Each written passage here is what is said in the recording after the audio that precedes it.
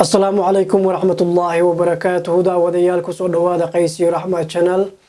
أصحابتنا عصب صور دوادا أصحابتك كسر رسينا هذه بعض ما سنتين جودهان عدو البوصب وقتو channel كقيسي رحمة هذه باردين كم هذا علينا داوديال ما أنت وحنا دين هيا دو إلى هذا قصة حسن qaybta sideedaad ayaa maanta idin haya insha Allah taala. qaybta toddobaad waxaan ku joojinay maxkamad sheekadu aaday oo wali maxkamadu dhacin ayaan ku joojinay insha Allah taala. halkaas ayaan ka ambaqaadeenaa maanta. gabadhii ayaa Xasan ku tiri hadii aad furi wayso maxkamad ayaan u bandhigayaa. kadib hadalkii way ka rumeysay maxkamadii ayaa la isla aaday. maxkamadii marka la isla aaday Xasan macluumaadkiisa iyo wixiisa ayuu isku soo dubaritay. maxkamada ayuu imaaday. gabadha xaaskiisa hore uu furena maxkamad ayay soo istaagtay. halkaas maxkamada waxa ka qayb galay gabadhii Xasan furay ninkii aroosay, Xasan hooyadiisa iyo walaalihiisa. dhammaan halkaas ayaa la isku yimid. maxkamadii waxay dhageysatay labadii dhinac. gabadhii oo cabanayso inay maaragtay wiilkiisa hayso oo ay doonayso in guriga lagu wareejiyo xoolaha kala raali ka tahay ama adduunka kala raali ka tahay inay kala qaybsadaan. Xasanna dhinaciisa marka la wareystay ama la weydiiyay wuxuu yiri guriga kuma wareejin karo sababtoo aniga qof xanuunsan baan ahaa, qof shaqaysan kara miihi, wiilkaygana waxba kama hagranayo. waxaan ogolahay inaan guriga gado ama guriga iibino, lacagta ka soo baxda aan kala qaybsano ayaan ogolahay ayuu yiri. dood dheer kadib maxkamadii waxay qaadatay muddo dheer. Xasanna qof u doodo ama qof u hadlo ayaa gabadhana sidoo kale dhinaceeda qof oo ayada matalo ayaa joogo. labadii u doodayay ayaa marka isku afgarteen ama la isku afgartay in guriga la iibiyo. waxa la go'aamiyay in guriga la iibiyo. saddex meel lagu kala qaybiyo waxa ka soo baxa. saddexdii meel Xasan ah iyo wiilku dhalay oo hadda wali qaangaarin iyo xaaskiisa hore uu furay oo ku leh meherkeeda ama xaq ku leh inuu maaragtay adduunkiisa qayb ka qaadato. saddexdii meel markii lagu kala qaybiyay waxaa la sameeyay Xasan wiilkiisa maadaama uu yar yahay, hooyada iyo aabana access uma yeelan doonaan lacagtiisa ama qaybta asaga soo gaarto. lacagtiisa account gooni ayaa loogu shubi doonaa. 18 sano markuu gaaro ayuu gacanta ku dhigayaa qaybtiisa wiilkii oo Xasan dhalay. gabadhi qaybteeda ayadaas kale ayada la siinaya Xasanna sidoo kale. runtii gabadhii Xasan furay ayaa arintaasi ka xumaatay sababtoo ah qaybta waxay rabtay inay qaadato waxa ayada leedahay iyo wiilka leeyahayba inay qaadato. lacagtaasi guri hadii uu gooso inay guri ku gadato, balse arintaasi ayaa u suurtagalin. go'aanka maxkamadda ayaa noqday go'aan ka duwan go'aanka ay sugeysay gabadhii Xasan furay. maxkamadii halkaas ayay ku dhamaatay. kadib xafadii ayaa lagu kala hoyday.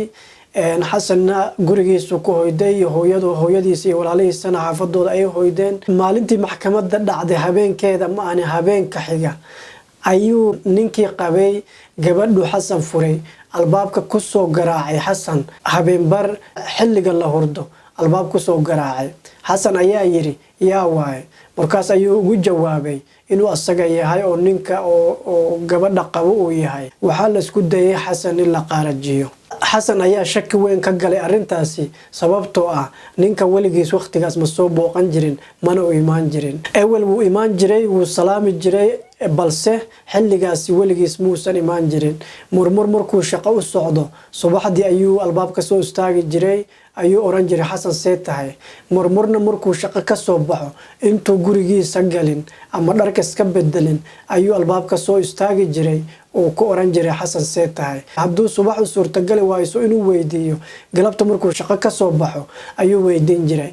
balse tani arin cusub ayay Xasan ku noqotay, shaki weynna Xasan ka galay.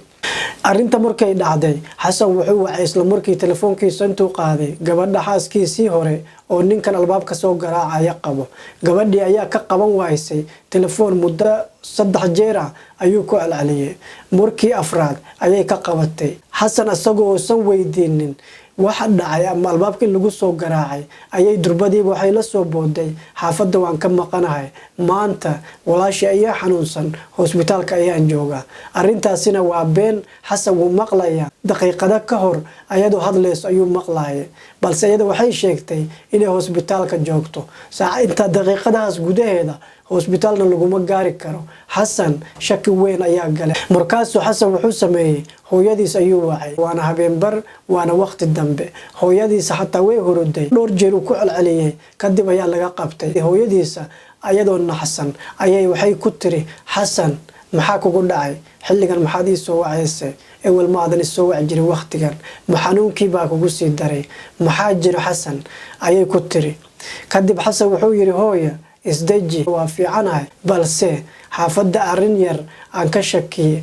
ayaa ka dhacday arrintaasoo ah ninkii qabo gabadha xaaskayga Seera ayaa albaabka igu soo garaacay daqiiqada ka hor ayuu albaabka taagnaa wali albaabka ayuu taagan yahay inaan ka furo ayuu rabaa gabadhii markaan wacay ayadana waxay igu tiri hospitaal ayaan joogaa ayada laftirkeed waxba kama wareeganin intuu albaabka soo garaacin ka hor ayaan hadalkeeda maqlaayay ayuu xasan ku yiri hooyadiis ayaa ku tiri xasan booliiska wac anigana waan soo socdaa maamadii markay tiri intaasi telefoon xasan way ku damisay isla markii ay la bisatay xasan xaafadiisa ay soo aaday xasanna booliis isla markii ayuu wacay booliis ku imaanin ayay hooyo albaabka soo istaagtay hooyo markii albaabka soo istaagto garaacday albaabka waa laga furi waayay ninkii guri ayuu ku jiraa gabadhana guri ayay ku jirtaa hospitaalka aad waxba kama jiraan gaariga gabadha banaanka ayuu yaala gaariga ninka watana banaanka ayuu yaala xaafadda waa la wada joogaa maamadana albaabka lagama furaayo xasan albaabka waa lagu garaacaya dhinaca kale ninkii weli albaabka ayuu taagan yahay weliba garaacista albaabka way sii xoogeysanaysaa sababtoo ah ninku wuxuu maqlayaa xasan oo telefoonku hadlaayo oo albaabkana ka fureenin ninkii wuxuu dareemay in xasan telefoonna wacayo telefoonadu wacayana ka shaki qabo inuu booliis durbadii wacay maamadii ayaa albaabka hore soo garaacday daqiiqada ayay banaanka taagneed maamadii ayada albaabka soo garaacayso oo cidna ka furin ayuu booliisku imaaday booliisku markuu imaaday ayaa albaabka xoog loo garaacay booliiska ayagoo ku dhawaaqayo albaabkana xoog u garaacayaan booliis way fura ayagoo oranayo ayay albaabka xoog u garaaceen arrintu hadda way isbedeshay xasan iyo hooyadiisoo la ignore gareynaya sheekadu ma ahan booliis ayaa xaafadda soo gaaray xaafadda waxa qabsaday dabdamis ambulance iyo booliiska nalalka booliiska ayaa xaafadda oo dhan qabsaday gabadha ayaa albaabka soo istaagtay ayay ku tiri maamada maxaa dhacay xilliga maxaad u socotaa ayay ku tiri xasan hooyadiisa waxay ku tiri xasan aan rabaa inaan fiiriyo waxaan u maleynayaa xasan caawa inuu aad u xanuunsan yahay albaabka la iga furo gudahan galaya xasan ayaan fiirinayaa ayay ku tiri maamadii albaabka ayay ka furtay xasan hooyadiisa toos ayay u aaday albaabka xasan ayay ku garaacday xasan ayay tiri xasan cabaar albaabka kama furin mana jawaabin hooyada xasan dhashay naxdin ayay la dhacday waxay istiri durbadiiba inta aan jidka ku soo jiro ayaa wiilkayga la dilay maba nooli wuu dhintay ayay tiri oohin ayay la dhacday maamadii albaabka jiifto oo halkaas ku ooynayso ayuu xasan albaabka furay xasan markuu albaabka furay dhinaca kale booliisna 4 qof oo booliisa albaabkay soo galeeno gurigay dhaxda taagan yihiin markaas waxaa la yiri maxaa dhacay qofkii soo wacay ayay raadinayeen xasan ayaa wuxuu yiri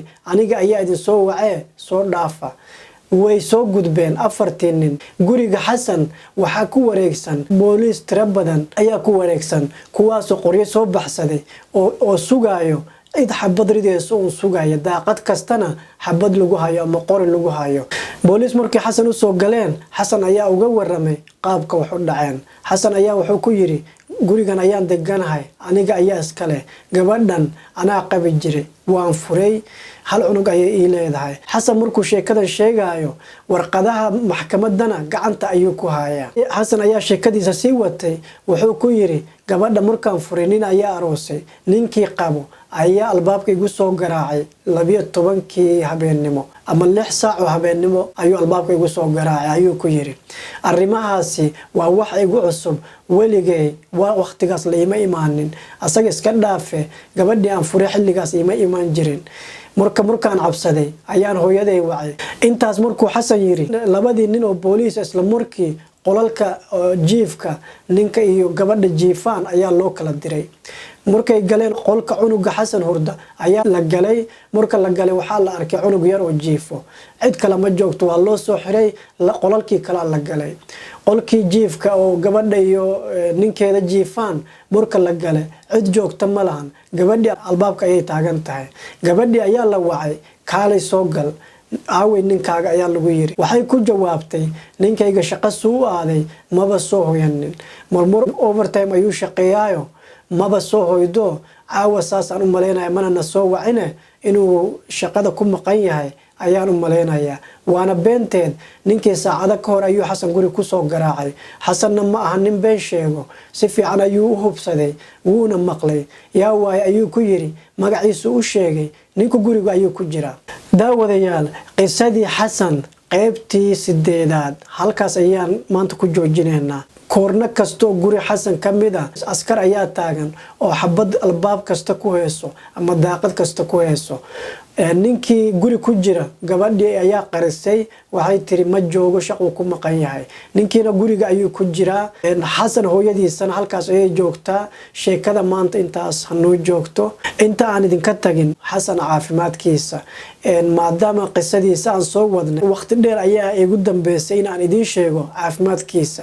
Xasan caafimaadkiisa aad iyo aad buu fiican yahay, inkastoo uu yahay nin lugtiisa ku socon karin oo lala taliyay mardhow inuu wheelchair ku fariisan doono, balse arrintaasina weli maysan dhacin. dhakhtarka ayaa la taliyay inuu isku dayo inuu wheelchair ku fariisto oo halkaas meelahaas inuu aadi karo ama practice uu la qabsado wheelchairka. Xasan ma lahan rajo lugtiisa dambe ku soconayo ama gacmihiisa wax ku qabsanayo, balse ilaahay mar walba raxmadiisa lagama quusto. dhakhtarkana saas ayuu la taliyay. insha Allah taala caafimaadkiisa faahfaahsan iyo xaaladihiisana qaybaha dambe ayaan idin soo codsiin doonaa. fadlan haddaad ku cusubtahay channelka Qays iyo Raxma, subscribe taabo, gambaleelkana ku dhufo si aad u hesho notification. tani kulantideena dambe daawadayaal, waxaan idin rajeynayaa nabad iyo nolol. assalaamu calaykum waraxmatullaahi wabarakaatuh.